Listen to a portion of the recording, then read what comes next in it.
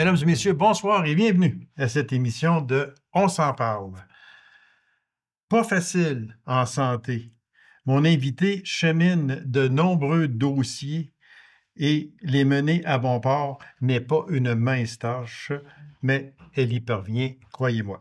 Alors, mesdames et messieurs, avec grand plaisir, je reçois la PDG, présidente, directrice générale du CIS Abitibi-Témiscamingue, Madame Caroline Roy. Madame Roy, bonsoir et bonne année à vous. Bonsoir, bonne année à vous aussi. Euh, Madame Roy, je sais que vous êtes une personne affairée, puis je tiens à vous remercier. Je sais que ça prend du temps céduler une entrevue, je pense depuis le mois de novembre ou même octobre. On compte plus les dates et les mois, ça va trop vite. Mais c'est vraiment, vous avez un travail extraordinaire à faire. Puis merci de trouver un petit précieux temps de votre précieux temps, justement, pour venir ici en entrevue, pour nous donner l'heure juste sur plusieurs dossiers, entre autres qui cheminent en Abitibi-Ouest, et je vous en remercie beaucoup. Mais merci à vous de me donner l'occasion, justement, de venir. Puis à chacune des rencontres qu'on a ensemble, c'est un réel plaisir et c'est important. Vous le dites, c'est précieux. Exactement. Bon, Madame Roy, c'est sûr que là, on a toujours parlé, quand je vous ai invité, on a commencé avec 2 dossiers qui étaient toujours les mêmes, puis même là, j'ai fait de la redondance, mais j'y tenais d'en faire, parce que ce sont tellement 2 dossiers d'une extrême importance en Abitibi-Ouest. On va clore un des 2 dossiers aujourd'hui, c'est le dossier de la Maison des aînés de Macamic. Là, pour ceux qui viennent ici à Macamic, vous n'avez qu'à passer sur la route 101, puis vous allez voir qu'il y a des grosses machines qui travaillent. On va clore ce dossier-là, mais je vais vous demander pour une dernière fois, la construction est débutée. Apparemment, ça va bien. Vous avez des chiffres à nous donner. On va clore ce dossier-là, mais j'aimerais avoir où sont rendus les travaux au moment où l'on se parle. Les travaux vont effectivement très bien pour la Maison des aînés et alternatives spécialisées de Macamic. Donc, là où va être transférés les gens qui sont hébergés du CHSLD vers la Maison des aînés alternatives spécialisées, mais avec une bonification quand même de place là, de façon significative. Les travaux vont effectivement très bien. Le contracteur qui a remporté l'appel d'offres, c'est Hardy Construction, pour un contrat de 79,4 millions. Déjà, les travaux sont débutés depuis cet été, puis l'échéancier actuel pour la livraison du bâtiment au CIS de l'Abitibi-Témiscamingue, c'est en janvier 2017. Présentement, l'information qu'on a, c'est que les travaux vont très bien et même devancent les échéanciers prévus.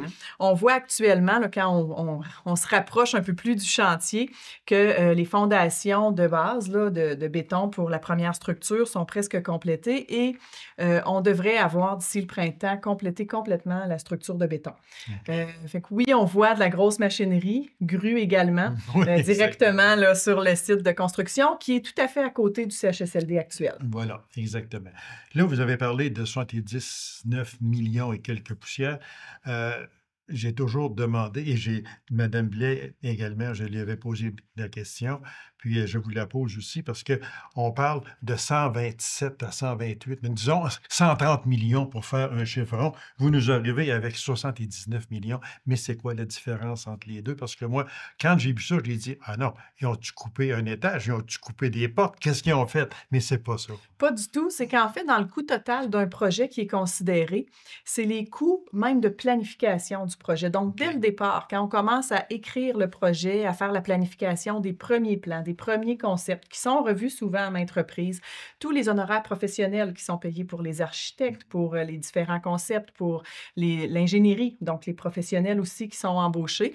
Et là, je le dis encore une fois, mais c'est la Société québécoise des infrastructures qui gère le projet d'une aussi grande envergure, mais ce sont des coûts qui sont compilés à travers la réalisation du projet. Il y a également des coûts de risque, de contingence qui sont inscrits à l'intérieur du projet pour qu'on puisse avoir une enveloppe globale qui est octroyée par le Conseil du Trésor puis qui permet de réaliser l'entièreté jusqu'à la construction finale. Madame Roy, je le dis en riant un peu, mais je vais me confesser si vous me permettez, je l'ai faite avec Mme la députée, Mme Suzanne Blais, parce que j'avais dit à Mme Blais que je n'y croyais plus.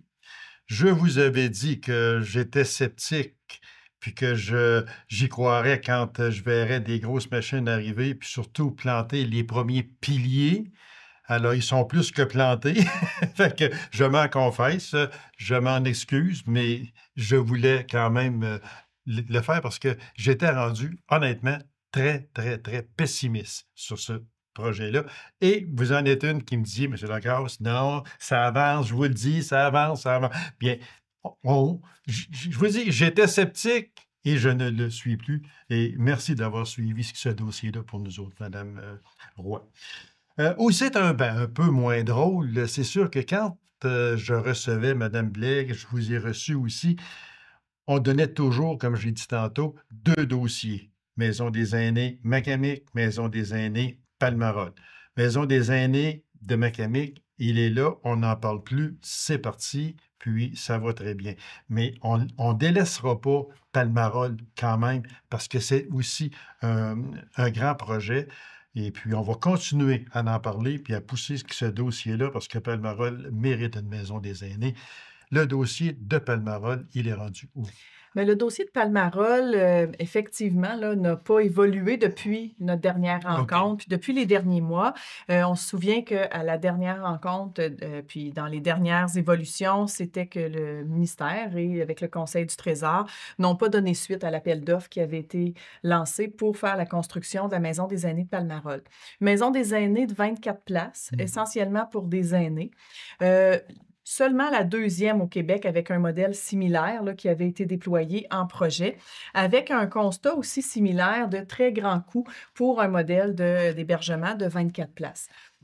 L'assurance qu'on a eue au niveau du gouvernement, de la ministre même Bélanger elle-même, puis Mme Blais là, est bien au fait et aussi est dans ces échanges-là, c'est qu'il y aura un nouveau modèle d'hébergement qui sera déployé pour des hébergements de 24 places, donc plus petits que des 48, 72 ou 96 ou même 98 places comme on aura à Macamic. Mais ce modèle-là est toujours en attente. Donc, on est temporairement suspendu, je dirais, au niveau du projet. C'est un projet qui est toujours inscrit au Programme québécois des infrastructures pour lequel il y a une attente de savoir quel sera cet autre modèle-là qui pourra être déployé. Donc, on dit aux gens de Palmarol de ne pas désespérer, que c'est encore dans les cartons, comme on dit, puis ça devrait avoir un effet positif, espérons-le, en 2025.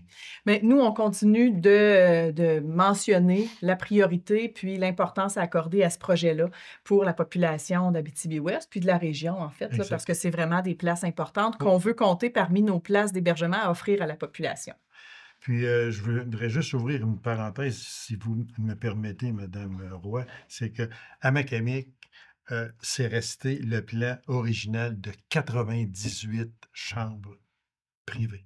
Oui, tout à fait. 98 chambres privées. De ce nombre-là, il y en a 84 pour des gens aînés. Donc, vraiment maison des aînés avec la vocation aînée. Puis, il y en a 14 pour ce qu'on appelle alternative spécialisée, donc une clientèle qui auront des besoins spécifiques, une clientèle avec santé mentale et déficience intellectuelle, souvent associée à des troubles graves du comportement. Donc, on a besoin d'un environnement même physique particulier pour cette clientèle-là avec des besoins spécifiques. La seule unité qu'on aura même dans la région qui permettra d'héberger ce type de clientèle-là sera ici à Macamic, de façon complètement distincte quand même que la section pour les aînés. Fait que c'est vraiment là, une entrée différente, une cour intérieure différente pour vraiment avoir les deux clientèles distinctement dans des maisonnées. Puis, on a maintenu le concept de maison des aînés, c'est-à-dire des chambres individuelles avec des salles de bain, des toilettes individuelles, des espaces communs qui ressemblent davantage à un milieu de domicile. Donc, ce qui était projet qui devient réalité, c'est bel et bien 98. Mais savez-vous que j'ai fouillé un peu, puis 98 unités, est-ce que c'est la seule au Québec? En tout cas, c'est rare, là. C'est la seule au Québec où on a combiné ce type de clientèle-là, à la fois aînée et alternative spécialisée, puis qu'on a modifié aussi le nombre de personnes dans les unités, qui fait qu'on n'arrive pas avec un chiffre multiplicateur de 12 ou de 14. Là. Donc, on a vraiment nos 84 places divisées en maisonnées pour aînés, puis les 14 divisées en 2 maisonnées pour la clientèle spécialisée. En tout cas, c'est un beau projet pas qui va voir le jour, qui voit le jour. Qui voit le jour. Oui, en 2027, on va pouvoir en faire fort probablement l'inauguration puis accueillir les premiers résidents. Ça va venir vite encore, croyez-moi. Puis je tiens aussi à vous féliciter de toujours nous avoir donné l'heure juste sur ce dossier-là, parce que pour nous, puis pour la population en général, c'était très important d'avoir l'heure juste. Et je vous en félicite et je vous en remercie, parce qu'avec vous, et les autres également, il faut le dire, mais on a toujours eu l'heure juste dans ces deux dossiers-là, parce que je parle toujours aussi de la maison de Palmarol, qui est encore, espérons-le, avoir de bonnes nouvelles en 2025. Santé Québec est en poste depuis décembre dernier. Quand pensez-vous que nous serons en mesure de voir les quelques changements apportés? Et ça, cette question-là, elle est vague, parce que Santé Québec, c'est tellement gros, c'est un autre changement. Il me semble qu'on a apporté des changements en santé. On ne finit plus d'en apporter d'année en année. Ça, c'est un changement majeur. C'est sûr que je ne peux pas vous demander quand que telle affaire va arriver, que telle affaire va arriver. C'est trop gros. Mais quand on va pouvoir percevoir un peu, on va dire, ah, mais depuis que Santé Québec est là, c'est ça maintenant. Avez-vous juste une idée de quoi et quand on va pouvoir voir quelques changements? En fait, il faut d'abord se rappeler que maintenant, le CIS d'Abitibi-Témiscamingue est intégré à Santé Québec. Donc, on est une partie de Santé Québec maintenant, ici, l'établissement en Abitibi-Témiscamingue, comme pour tous les établissements au Québec. Donc déjà, au niveau, je dirais, des structures, des façons de faire, des communications, il y a des grands changements qui ne sont pas visibles pour la population, mais à l'interne des équipes, à l'interne des établissements, on le voit. Et les échanges, même bien avant décembre, ont débuté pour assurer une meilleure coordination.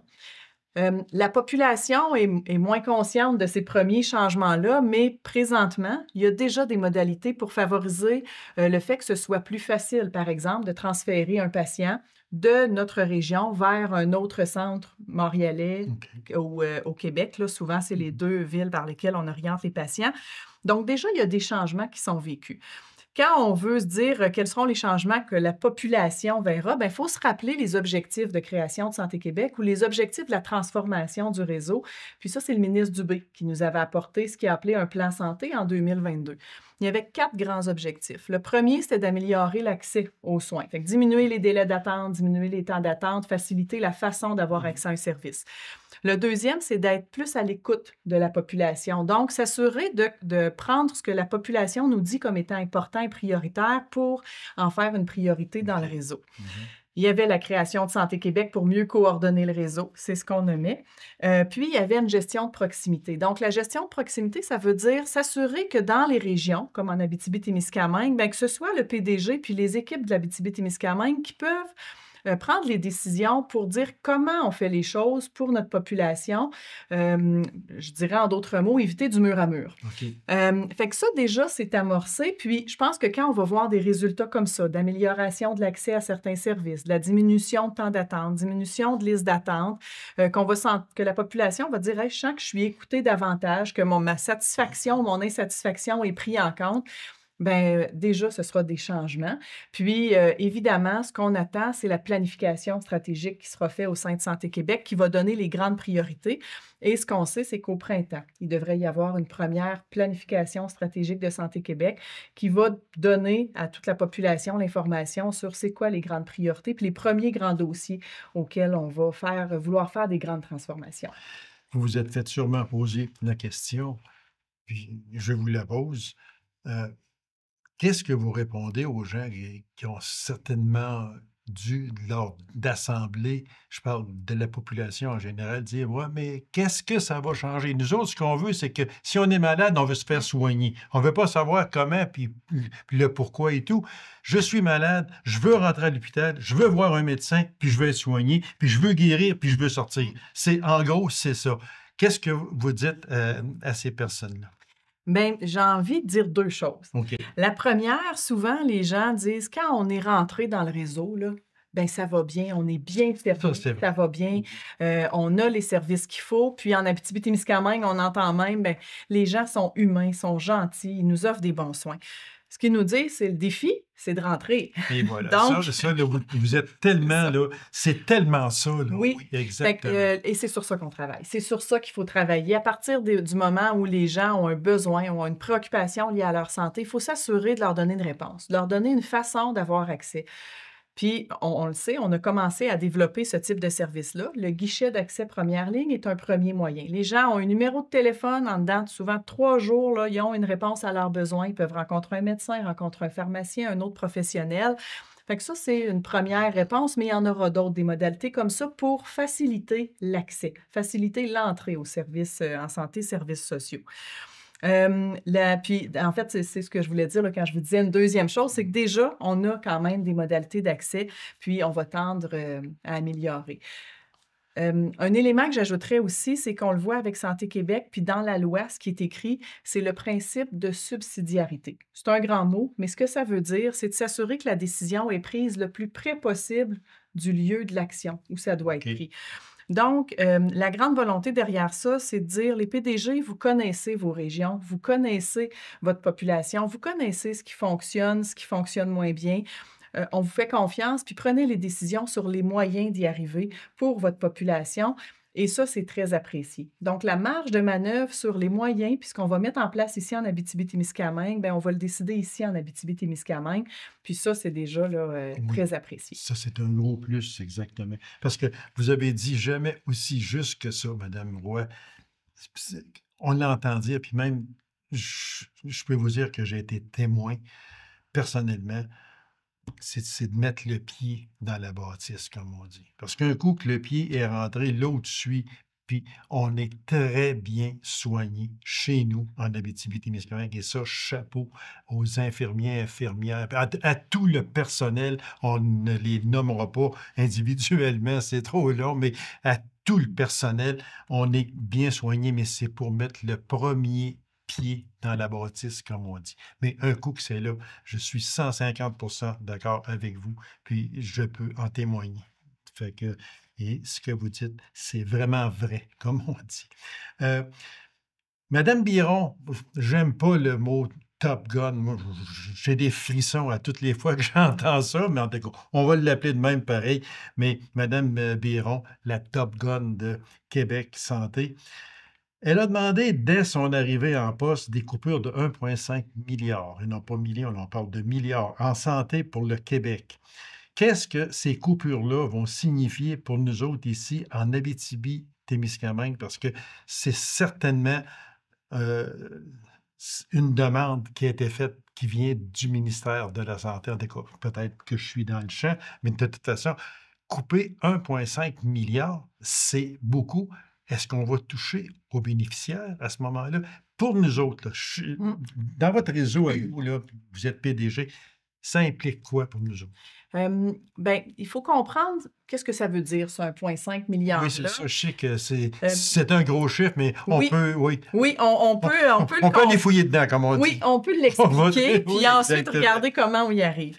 En fait, c'est un retour à l'équilibre budgétaire. Fait que ce qui est demandé, c'est une règle de saine gestion, c'est-à-dire, bien, on a un budget en santé, services sociaux, il faut le respecter. Bon, ça, jusque-là, tout le monde s'entend que ça fait plein de sens, puis parce que si on ne le respecte pas, bien, c'est les contribuables qui payent pour les déficits, puis qui payent pour les dettes, finalement, qui sont accumulées par la suite. Donc, il faut respecter le budget. En Abitibi-Témiscamingue, c'est 110 millions de déficit qu'on annonçait là, en juin dernier. C'est un déficit qui se cumule, puis d'année en année, c'est successif. On a des déficits en Abitibi-Témiscamingue au sein de notre établissement. La grande majorité de ce déficit-là vient du fait qu'on utilise la main-d'œuvre indépendante.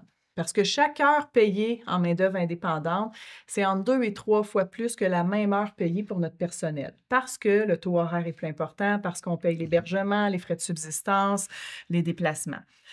Donc, de ce 110 millions-là, on peut se dire que la moitié et plus là, vient vraiment de la main-d'œuvre indépendante. Fait que si on travaille à diminuer le recours à la main-d'œuvre indépendante, à avoir des employés, à faire du recrutement, de l'attraction, déjà, on a un bon pas, beaucoup, un grand pas de fait. Exactement, oui. Il y a dans les autres coûts qui contribuent à notre déficit, c'est parfois des financements qu'on a eus, qu'on aurait pu, ou des coûts qui nous coûtent plus cher qu'avant pour la même dépense. Par exemple, des contrats informatiques ou avec certains fournisseurs pour lesquels on pouvait payer 200 000 ou 300 000 il y a quelques années, maintenant qui nous coûtent 1 million.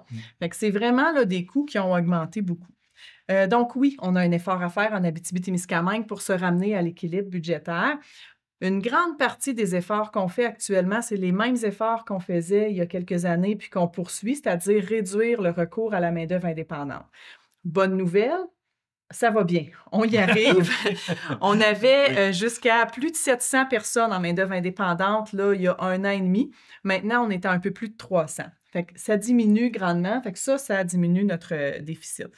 Les autres éléments, on y va par étapes. Puis on y va par étapes pour que ce soit fait de façon intelligente, puis que ça fasse sens et qu'on préserve et qu'on maintienne nos services à la population. Fait que tout le volet administratif, les processus, le personnel d'encadrement, les différents frais qu'on paye, mais de nature davantage administratif, on a épluché le budget sur toutes les coutures, je vais le dire comme ça, pour s'assurer de réduire toutes les dépenses. Et on a déjà un bon plan là, pour réduire plusieurs millions de nos dépenses.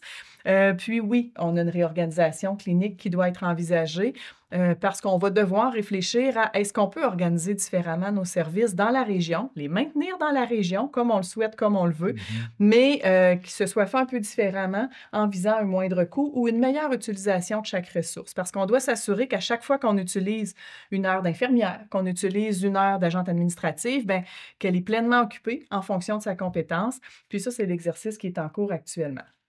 Mon objectif, l'objectif de l'établissement puis de tout le comité de direction, c'est vraiment de s'assurer de maintenir les services dans la région, de revenir à l'essentiel, donc de préserver les services urgents, de préserver les clientèles vulnérables, donc tous les services où la population nous dit ça, là, c'est ce qui est prioritaire et important. Puis oui, il se peut qu'on réorganise les services pour atteindre le retour à un équilibre budgétaire comme il est attendu. Parce que quand on regarde la réduction des dépenses, j'en ai sorti ici, on va y aller quand même assez vite. Là. Réduction de postes administratifs, c'est une chose qui peut se faire. Oui.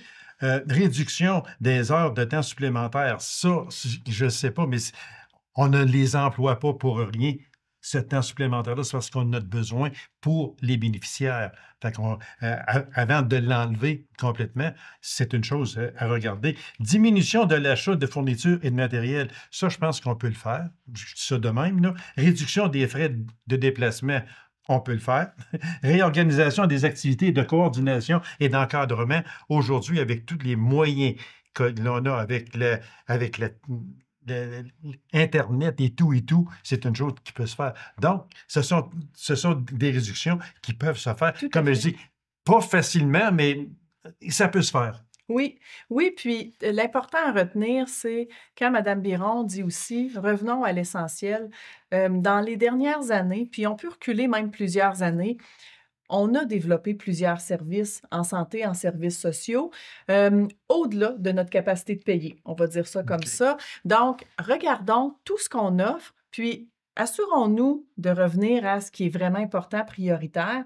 Puis, il y a peut-être des services où on va vouloir l'offrir différemment, avec des partenaires, peut-être modifier complètement l'offre de services, mais en s'assurant de préserver ce qui est nécessaire puis essentiel. Et dans la région, on est habitué de faire ces réflexions-là parce qu'à différents moments, dans le parcours de vie des établissements de santé, services sociaux, on a eu des pénuries de main-d'œuvre. Puis, ça nous a amené à réfléchir différemment. Fait qu'on est habitué de réfléchir différemment, puis c'est encore l'exercice là, qui va s'imposer avec la réduction budgétaire. Vous faisiez référence tout à l'heure aux heures en temps supplémentaire. En fait, c'est vrai que tout le monde dans l'établissement travaille. Vous entrez dans l'hôpital, dans les CLSC, partout, tout le monde travaille. Mais là, on a aussi un travail à faire à dire, est-ce que ce que je demande de faire à cette personne-là est tout essentiel et nécessaire ou on pourrait se dire, bien ça, c'est intéressant à voir, mais oui, puis on le fera plus, ça va être correct. Ou vous dites, on a de la technologie, effectivement. Oui. Maintenant, la technologie nous amène plein de possibilités. Fait que c'est ça qu'on est en train de regarder pour atteindre la réduction vers un équilibre budgétaire, mais maintenir les services à la population. Il y a des choses dans ça qui, c'est sûr et certain, comme des frais de déplacement. Il y a des choses que ça serait, je ne dis pas facile de retravailler, mais qui pourraient être retravaillées. Et vous en êtes consciente, et je suis certain que votre direction aussi est très sensible à ça, j'en suis persuadé. Juste une question de même, Mme Roy. Rouyn-Noranda et Val-d'Or ont inauguré leur maison des aînés.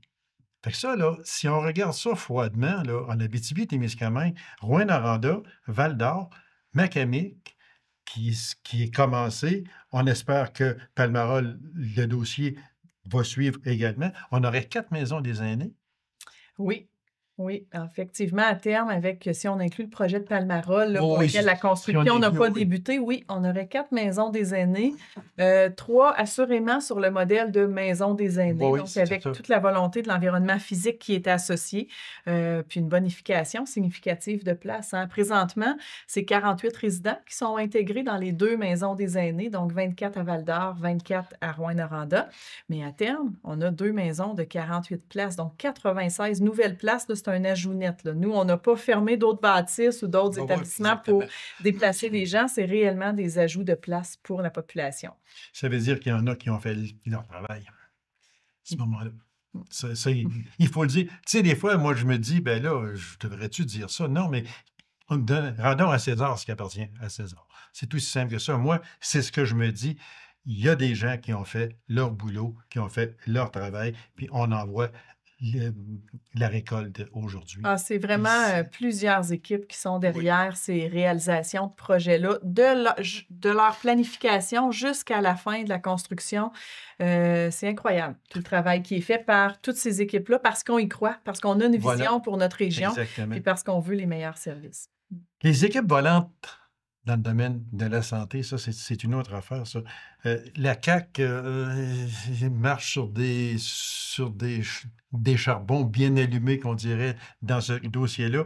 Mais si on les enlève, est-ce que la CAQ abandonne les régions si elles disparaissent? Les équipes volantes nationales ne disparaîtront pas. Okay. En fait, il y a eu de la communication médiatique pour dire, oups, on observe qu'il y a moins d'affichage de postes pour les équipes volantes nationales. Et c'est ce qui a amené cette idée-là, qu'on mettait fin aux équipes volantes nationales, mais pas du tout. Nous, on en utilise encore pleinement. Là, présentement, je pense qu'on en a 75 personnes issues des équipes volantes nationales dans nos équipes au sein des installations en Abitibi-Témiscamingue. C'est utile à partir du moment où on n'arrive pas à combler nos postes, où on doit recruter des gens, mais qu'il y a encore plusieurs postes vacants. Bien, on recourt actuellement à l'équipe volante nationale. C'est des employés du réseau, des employés de la fonction qu'on a actuellement au sein de la Société d'État de santé Québec, mais qui proviennent d'autres régions puis qui viennent prêter main forte aux équipes. Est-ce que, une dernière question, parce que le temps nous presse, la télémédecine en Abitibi-Témiscamingue, si elle disparaissait, quelles en seraient les conséquences pour nous autres? La télémédecine non plus ne disparaîtra pas, ni les télésoins. On sait qu'il y a eu des discussions en lien avec la rémunération, puis des ententes pour les médecins spécialistes, mais tout ça va aboutir, puis on a besoin de la télésanté, particulièrement dans les régions éloignées, puis on a même besoin de la développer davantage pour éviter des déplacements des usagers qui parfois vont se déplacer de longues heures pour des rendez-vous de quelques minutes et revenir par la suite. Donc, la télémédecine, télésanté, on mise aussi sur ça pour offrir des meilleurs soins. Madame Roy, merci infiniment. Ce fut un plaisir. C'est toujours un plaisir de vous recevoir. Puis on va continuer tant et aussi longtemps qu'on pourra le faire parce que vous êtes ici, vous renseignez, vous donnez l'heure juste exactement en Abitibi-Témiscamingue de tout ce qui se passe en santé. Puis je vous en remercie. Puis j'aime votre franchise. Puis continuez votre excellent travail. Merci de m'avoir accueilli. C'est un plaisir. Merci beaucoup, Mme Roy. Alors, mesdames et messieurs, merci d'avoir été là. On se donne rendez-vous à une prochaine émission de On s'en parle. Au revoir et bonne semaine.